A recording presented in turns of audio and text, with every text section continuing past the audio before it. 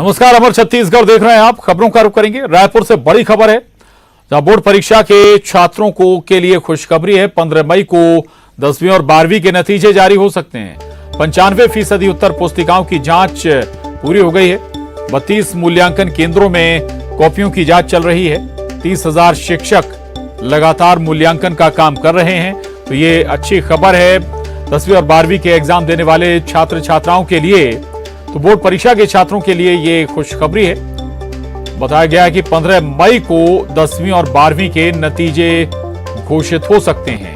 95% जो उत्तर पुस्तिकाएं हैं उनकी जांच पूरी हो चुकी है। वहीं 32 मूल्यांकन केंद्रों में कॉपियों की जांच चल रही है। 30,000 शिक्षक लगातार मूल्यांकन के काम में जुटे हुए।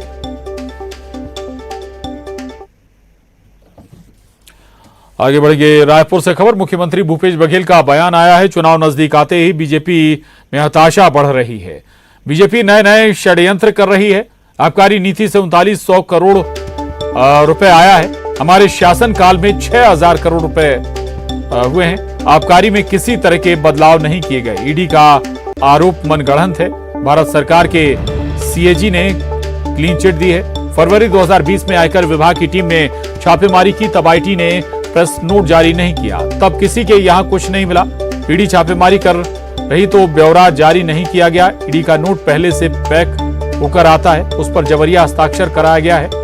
ईडी बताए 3 साल में कितने की संपत्ति बरामद की है। ईडी बीजेपी के राजनीतिक एजेंट के रूप में काम कर रही है। ईडी के अधिकारी के पास आपस में बात कर रहे हैं। बीजेपी उनके भरोसे चुनाव लड़ना चाहती है। मैं इतना ही कहूंगा, ये लोग कितना भी कर ले, लेकिन छत्तीसगढ़ की जनता जान रही है। और ऐसे षड्यंत्रों को पहले भी बेनकाब कर चुके हैं हम लोग, और आगे भी हमारी कांग्रेस की सरकार, कांग्रेस पार्टी ऐसे गिदड़ भमकी से डरने वाले नहीं है। ये चुनाव को देखते हुए इस प्रकार के आरोप लगाए हैं। नहीं तो बताना चाहिए कि इन्होंने चल संपत्ति कितनी जब्त की। उन्हें वही लोग हैं जिसको आईटी छापा मारते हैं, वही लोग वही उन्हीं घरों में फिर ईडी वाले छापा मारते हैं, लेकिन कोई प्रेस नोट जारी नहीं करते कि किसके घर में कितना पैसा मिला। तो ये केवल षड्यंत्र करके बदनाम करने की कोशिश। तो ये रमन सिंह और पूरी टीम, भारतीय जनता पार्टी के जो 2 रुपये टीक वाले जो है ना, वो सब लोग लगे हैं। तो इससे न हम लोग डरने वाले हैं, न परेशान होने वाले हैं। हमको छत्तीसगढ़ की जनता ने मैंडेट दिया है। छत्तीसगढ़ की जनता की हम सेवा कर रहे हैं। तो मुख्यमंत्री भूपेश बघेल हमलावर हैं बीजेपी पर। वो कह रहे हैं कि हताशा में है बीजेपी जैसे जैसे चुनाव नजदीक आ रहे हैं। न्यूज़ 18 संवाददाता ममता लांजेवार हमारे साथ जुड़ गई हैं। ममता, केवल बीजेपी निशाने पर नहीं है बल्कि केंद्रीय एजेंसियों को भी हमलावर हैं सीएम भूपेश बघेल। देखिए, मुख्यमंत्री भूपेश बघेल ने जो बयान दिया है, साफ तौर पर जो बात जोर लगा कर कही है, वो ये कहा है कि ना हम किसी से डरने वाले हैं और नहीं जो है डरा पाएंगे। दूसरी बात उनका कहना है कि ईडी के जो अधिकारी है वो ये कह रहे हैं कि बीजेपी जो है ईडी के भरोसे चुनाव लड़ना चाहती है। तो जाहिर तौर पर दोनों तरह से उन्होंने बात कही है। एक तो ये कि एक चैलेंजिंग तरीके से कहा है कि हम डरने वाले नहीं है। दूसरा ये कि चुनाव को सामने रखकर भी उन्होंने बयान दिया है कि चुनाव में जो है बीजेपी सीधे मुकाबला नहीं कर सकती है, तो इसलिए ईडी का सहारा ले रही है। दूसरी तरफ अगर हम बात करें तो मुख्यमंत्री ने ये कहा कि उस समय अभी जो कैग जो है, जो सेंट्रल एजेंसी है, उसने भी जांच की और उसने क्लीन चिट दी थी। और लेकिन उस जो भी ब्यौरा ईडी को जारी करना चाहिए वो ब्यौरा नहीं जारी किए जाते हैं। पहले से नोट तैयार किया जाता है, उस पर जो लोग पकड़े जाते हैं उनसे जबरिया दस्तखत कराए जाते हैं। इससे पहले उन्होंने कहा था, उन्होंने आरोप लगाया था कि मारपीट भी की जाती है और बुरी तरीके से जो है वो जो नियम है उनका उल्लंघन किया जाता है। तो जाहिर तौर पर एक तरफ अगर हम बात करें तो ईडी के छापों के बाद में, ईडी के प्रेस नोट के बाद में पूरे छत्तीसगढ़ में जो सियासत जो है एक तरह से उबाल पर आई हुई है। बीजेपी जो है अलग अलग तरीके से जो है सरकार पर आरोप लगा रही है और ये भी कह रही है कि आने वाले समय चुनाव में जो है उसे लेकर जाएगी। दूसरी तरफ अगर हम बात करें तो इस तरफ मुख्यमंत्री का कहना है कि वो चुनाव जैसे जैसे करीब आने लगे हैं बीजेपी में हताशा में है और ऐसे में वो ईडी का इस्तेमाल कर रही है, लेकिन सरकार डरने वाली नहीं है। तो जाहिर तौर पर दोनों तरफ से एक दूसरे से को जो है चैलेंज दिया जा रहा है और दूसरी तरफ ईडी की कार्रवाई जो है वो भी नजर पे है। जी बिल्कुल रहिएगा ममता, लौटूंगा आपके पास। अनुराग अग्रवाल जी हमारे साथ बीजेपी से जुड़े। अनुराग अग्रवाल जी, मुख्यमंत्री को आपने सुना भी होगा, वो कह रहे हैं कि भाई ईडी के भरोसे आप लोगों की तैयारी चुनाव लड़ने की। सबसे पहले तो प्रशांत जी जय जोहार। ये छत्तीसगढ़ के मुख्यमंत्री ऐसे मुख्यमंत्री है जो स्वयं अपराध करते हैं और स्वयं फैसले भी कर लेते हैं। इनको कभी भी संवैधानिक संस्था, संवैधानिक समितियों पर विश्वास तो है ही नहीं। अरे भाई, कुछ दिन पहले जब कोल घोटाला में ईडी का छापा पड़ा था और उसकी आंख मुख्यमंत्री सचिवालय तक पहुंची, मुख्यमंत्री के उप सचिव सौम्य चौरसिया अंदर हुए, उस समय में मुख्यमंत्री खड़े हुए थे कि हमारे साथ षड्यंत्र हो रहा है। तो भाई इनके साथ केंद्रीय एजेंसियां षड्यंत्र हो रही है, अभी तक सौम्य चौरसिया को जमानत क्यों नहीं मिली? क्या ये मुख्यमंत्री कहना चाहते हैं कि न्यायालय भी इनके साथ षड्यंत्र कर रही है? आप एक बात हम बताएं कि ये जो FL10 लाइसेंस जो होता है ये क्या होता है, जरा मुख्यमंत्री जनता को बताएं। और आज तक 4 साल में ये ब्रेवरेज कॉर्पोरेशन का अध्यक्ष तक नियुक्त क्यों नहीं किए हैं? और भ्रष्टाचार की आरोप हम ही नहीं लगाते हैं। इनके मंत्री जयसिंह अग्रवाल ने तो कल कोरबा से कलेक्टर रानू साहू पे भ्रष्टाचार का आरोप लगाया था, लेकिन मुख्यमंत्री जी उसको सजा देने के बजाय प्रमोशन कर दिए। फाइनली रानू साहू के ऊपर केंद्रीय एजेंसियां कार्रवाई की। अभी मोहन मरकाम जी ने जो आरोप लगाया है विधानसभा में डीएमओ पद की गड़बड़ी का, तो खाली भाजपा ही नहीं, इनके मंत्री तक तो उन पर आरोप लगाते रहे हैं। और साहब विधानसभा में तो इनके खाद्य मंत्री अमरजीत भगत जी ने नान घोटाले में 600 करोड़ की गड़बड़ी की बात स्वीकार की ना। आखिर ये सरकार धीरे धीरे जो भ्रष्टाचार हो रहे हैं उसकी परतें खुलने लगी है। महादेव ऐप कौन चला रहा है, भिलाई में किनके कनेक्शन है, किनके परिवार के लोग इसमें शामिल हैं, ये भी मुख्यमंत्री भूपेश बघेल जी बहुत अच्छे से जानते हैं। और जब ये बेदाग है, इनको डर नहीं है, तो जब पूछताछ के लिए ईडी बना जाती है तो ये उनके सामने मजमा लगा के ढोल क्यों बजाते हैं? आखिर जब ये अनुराग जी रहिएगा, में श्रीवास्तव जी भी हमारे साथ जुड़ चुके हैं। जी कुछ बात आपने भी सुनी होगी अनुराग जी की। दूसरा ये कि भाई अनुराग जी सवाल उठा रहे हैं कि भाई जो कोल घोटाले में जिन्हें जेल ले जाया गया उन्हें जमानत क्यों नहीं मिली? ऐसे कई और आरोप अनुराग जी के लगाए गए, अनुराग जी ने लगाए हैं, जवाब उन पर? जी लगातार देखिए जो ईडी की कार्रवाई हुई है और मुख्यमंत्री जी ने स्वतः ही कहा कि पहले भी कहा, उन्होंने कहा है कि जैसे जैसे चुनाव नजदीक आएंगे ईडी के माध्यम से जो राज्य सरकारों को परेशान करने का काम किया जा रहा है। और ये लगातार बंगाल चुनाव के पहले भी देखा गया कि बीजेपी के नेता आरोप लगाते थे शारदा नारदा स्टैम्प घोटाले में जिन्हें आरोपी बताया जाता था, बाद में वो भाजपा में चले गए और उन कलंकित नेताओं को भाजपा ज्वाइन करने के बाद मिस्टर क्लीन की उपाधि भाजपा दे देती है। तो लगातार जिस प्रकार से देखिए शराब का सरकारीकरण इनके कार्यकाल में हुआ, सबसे ज्यादा आता इनके कार्यकाल में खुला। लगातार पहले कार्यकाल में 500 करोड़ रुपए राजस्व शराब से आता था, उसको 4,500 करोड़ रुपए उसको कौन पहुंचाया?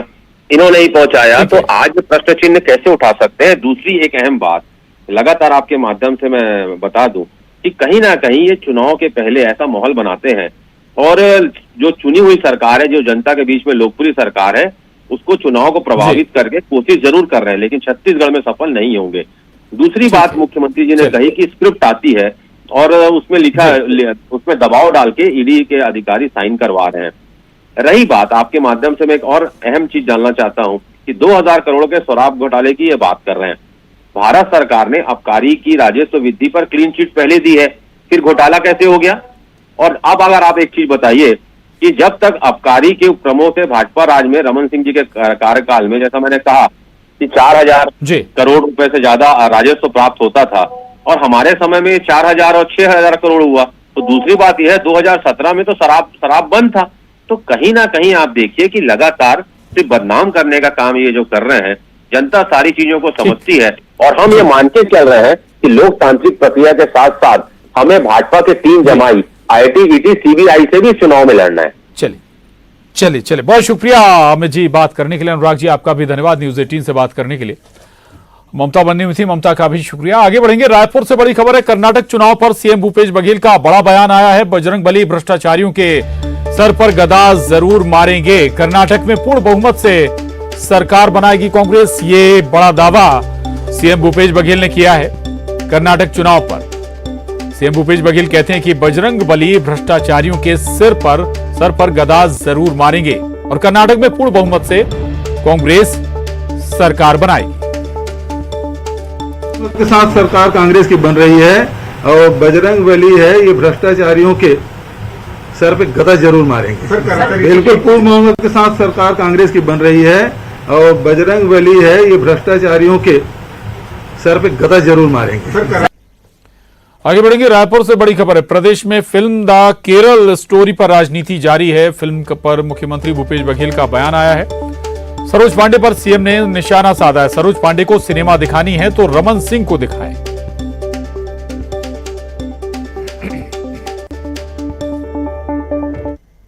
भाई देखो, मैं इतनी सारी योजनाएं बताया, कहां से पैसा आता है? टैक्स से पैसा आता है। भारत सरकार हमको वैसे भी पैसा नहीं देती, कटौती करती रहती है। तो इसमें जीएसटी 18% लगता है, 9% राज्य को मिलता है, 9% भारत सरकार को जाता है। सरोज पांडे जी से ये कहना चाहूंगा, वो भारत सरकार से मांग कर ले और पूरे देश भर में 9% तो कम छूट करा दे।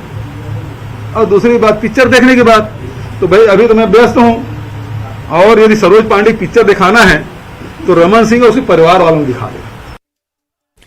अंबिकापुर से बड़ी खबर है। संभागीय स्तरीय बूथ प्रबंधन कमेटी की समीक्षा बैठक में शामिल हुए मोहन मरकाम और चंदन यादव। 2023 चुनाव को लेकर कांग्रेस की ये समीक्षा बैठक है। विधायकों के 7 जिला और ब्लॉक स्तरीय कार्यकर्ता शामिल हैं। बैठक में 3 विधायक शामिल नहीं हुए हैं। बृहस्पति सिंह, अंबिका सिंह देव, खेलसाय सिंह बैठक में शामिल नहीं हुए। ये बड़ी खबर है अंबिकापुर से, जहां संभागीय स्तरीय बूथ प्रबंधन कमेटी की समीक्षा बैठक हुई है और बैठक में मोहन मरकाम और चंदन यादव भी शामिल।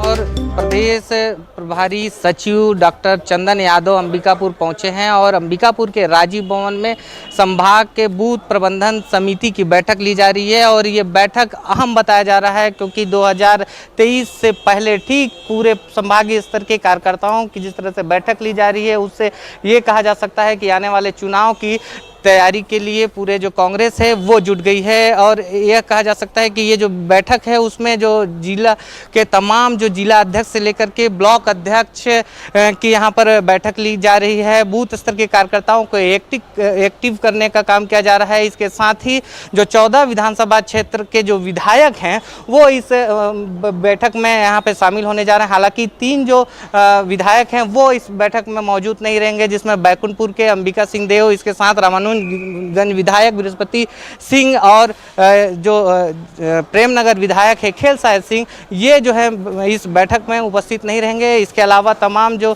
जितने भी 14 विधानसभा क्षेत्र के जो विधायक हैं वो यहाँ पर मौजूद रहेंगे। ये बैठक को अहम इसलिए कहा जा रहा है कि चुनाव से ठीक पहले इस तरह से बैठक कर जो कार्यकर्ताओं को एक्टिव किया जा रहा है, जो भी कमियां हैं उनको दूर करने का यहाँ पर प्रयास किया जाएगा। और मोहन मरकाम ने जिस तरह से इस बैठक में जो कार्यकर्ताओं को एक्टिव करने का काम यहाँ पे चल रहा है, और ये कहा जा सकता है कि आने वाले 2023 का जो चुनाव है उसमें जिस तरह से 2018 में 14 विधानसभा सीट पर कांग्रेस ने कब्जा किया था, आने वाले 2023 में भी 14 के 14 विधानसभा सीट पर कब्जा करने की तैयारी कांग्रेस कर रही है। श्रवण कुमार महंत, न्यूज़ 18 छत्तीसगढ़, अंबिकापुर।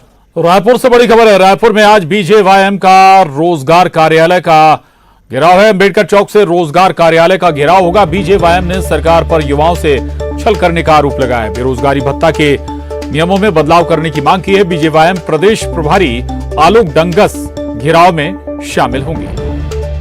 तो ये बड़ी खबर है रायपुर से। रायपुर में आज भारतीय जनता युवा मोर्चा का रोजगार कार्यालय का घेराव, अंबेडकर चौक से रोजगार कार्यालय का घेराव होगा। न्यूज़ 18 संवाददाता तनु वर्मा रायपुर से हमारे साथ जुड़ी हैं। तनु, घेरने की कोशिश इसके जरिए सरकार को रोजगार कार्यालय घेरने जा रहा है भारतीय जनता युवा मोर्चा।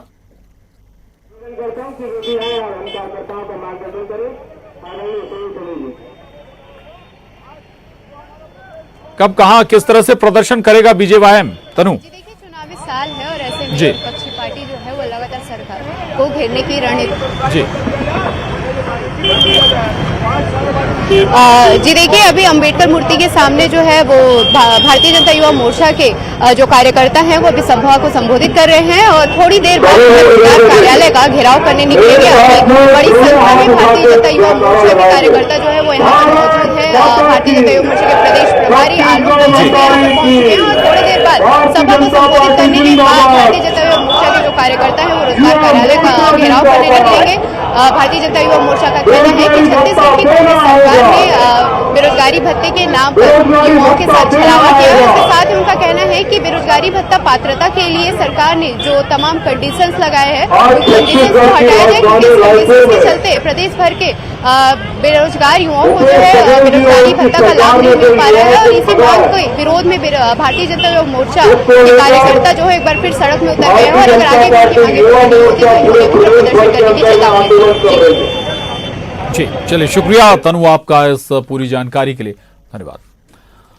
और अब अगली खबर का रुख करेंगे। अगली खबर सुकमा से। सुकमा के दंतेशपुरम इलाके में मुठभेड़ में डीआरजी के जवानों ने 2 हार्डकोर इनामी नक्सली को मार गिराया है। 8 लाख के इनामी नक्सली और गुलल्ली का एलओएस कमांडर एर्रा मरकाम को पुलिस ने मार गिराया है। साथ ही 3 लाख की इनामी महिला नक्सली एर्रा की पत्नी पोडियाम भीमे को भी पुलिस ने ढेर कर दिया। मुठभेड़ स्थल से ऑटोमेटिक हथियार के साथ भारी मात्रा में आईडी बरामद किया गया है। अरनपुर की तरह ही बड़ी घटना को अंजाम देने की फिराक में ये नक्सली थे। सुकमा के एसपी खुद इस ऑपरेशन को लीड कर रहे थे।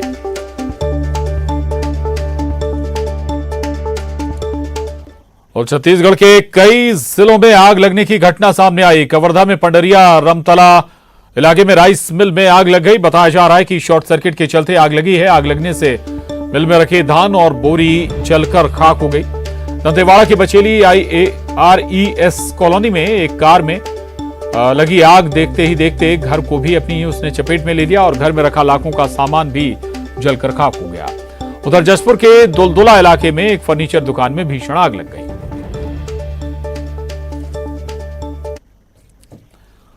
और फिल्म द केरला स्टोरी सिनेमाघरों में रिलीज हो चुकी है। विवादों के बीच फैंस फिल्म को देखने के लिए लगातार थिएटर पहुंच रहे हैं। पहले ही दिन में से फिल्म को फैंस की ओर से अच्छा रिस्पांस मिल रहा है। बैन की मांग के बीच रिलीज हुई फिल्म इस साल की 5वीं बड़ी ओपनिंग करने वाली फिल्म बन गई है। हॉलीवुड और IPL के बीच फिल्म शानदार प्रदर्शन कर रही है। द केरला स्टोरी फिल्म ने पहले दिन ही लगभग 8 करोड़ का बिजनेस किया है। शनिवार को 11 करोड़ और रविवार को 16 करोड़ का बिजनेस किया। फिल्म ने अब तक 35 करोड़ का बिजनेस कर लिया है। और ये निश्चित रूप से हमारे समाज को एक जागरूक करने वाली घटना है। इसमें ऐसा किसी प्रकार का कोई विवादास्पद नहीं दिया है, न ही किसी अन्य धर्म के बारे में बताया गया है। जो वास्तव में जो सच्ची घटना घटी है उसी के बारे में ही बताया गया है, केरल के बारे में। केरल स्टोरी यंगस्टर को ज़्यादा देखना चाहिए और हर पेरेंट को दिखाना चाहिए। मेरे 2 बच्चे अभी अंडर 18 है, वो भी आएंगे देखने। और मोरल ऑफ द स्टोरी है कि आपको अपने बच्चों को, अपने ट्रेडिशन को, अपने कल्चर को, हेरिटेज को बराबर educational MBBS, engineering, IIT, polytechnic सारी डिग्री नहीं इम्पॉर्टेंट है। इम्पॉर्टेंट आपने अपने ट्रेडिशन वैल्यूज़ को बच्चों को नॉलेज दिया नहीं दिया, ये स्टोरी बताती है। अदरवाइज बच्चे किधर भी गुमराह हो जाते हैं। बैन के मांग के बीच में फिल्म द केरल स्टोरी 5 मई को पूरे सिनेमाघरों में रिलीज हो गई है। फिल्म के ट्रेलर और टीजर आने के बाद ही ये फिल्म जो है विवादों में घिर गई थी, लेकिन विवादों में घिरे होने के बाद भी फिल्म द केरल स्टोरी को दर्शकों का एक अच्छा रिस्पांस मिला है और बड़ी संख्या में दर्शक जो है फिल्म द केरल स्टोरी देखने सिनेमाघरों में पहुंच रहे हैं। बता दें कि फिल्म द केरल स्टोरी ने पहले दिन में ही 8 करोड़ के बीच की कमाई कर ली थी और इसके साथ ही फिल्म द केरल स्टोरी इस साल की 5वीं बड़ी ओपनिंग करने वाली मूवी बन गई है। और फिल्म के अच्छे रिस्पांस को देखते हुए थिएटर के मालिकों ने फिल्म के शोज भी बढ़ा दिए हैं। वहीं वीकेंड में इस फिल्म की अच्छे कलेक्शन की उम्मीद भी जताई जा रही है। कैमरामैन राजेंद्र सिंह के साथ तनु वर्मा, न्यूज़ 18 छत्तीसगढ़, रायपुर। और इसके साथ ही इस बुलेटिन में बस इतना ही। खबरों का सिलसिला जारी है।